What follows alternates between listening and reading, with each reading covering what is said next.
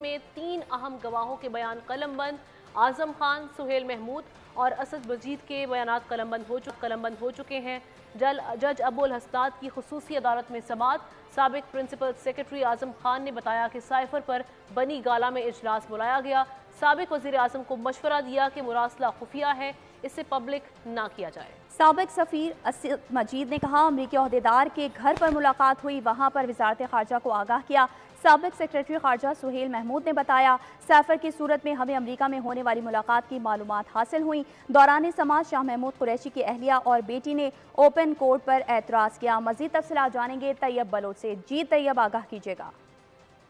जी, cipher trial की समाअत जो है वो आज अडियाला जेल रावलपिंडी में हुई और खसूसी अदालत के जज अबुल हसनात जुल्करनैन की जानिब से जो है इस मामले पर समाअत की गई और दौरान समाअत जो है प्रोसिक्यूशन टीम की जानिब से गवाहान जो है वो अदालत में पेश किए गए।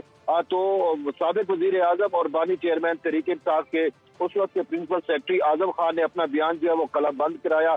आजम खान के मुताबिक गुज़िश्ता साल 28 मार्च को साबिक वजीर आजम की ज़ेर सदारत बनी गाला में इजलास हुआ। इजलास में कबीना के लोग भी शामिल थे। इजलास का एजेंडा साइफर था। आजम खान के बकौल के मैंने मशवरा दिया कि साइफर और उसका मतन जो है वो खुफिया है, इसे पब्लिक ना किया जाए। अगर उसे पब्लिक किया जाएगा तो उसके नतीजे जो है वो हमें सबको जो है वो भुगतना होंगे।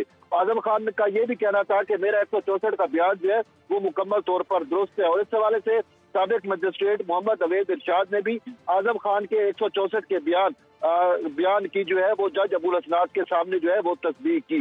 इसके बाद अमेरिका में तैनात साबिक सफीर असद मजीद ने भी अपना बयान रिकॉर्ड कराया और असद मजीद के मुताबिक अमेरिकी ओहदेदार के घर पर हम एक वर्किंग लंच में जो है वो शरीक हुए। वहाँ होने वाली दो तरफा बातचीत से वजारत खारजा को आगाह किया। 22 मार्च को मुझे इस्लामाबाद वापस बुला लिया गया।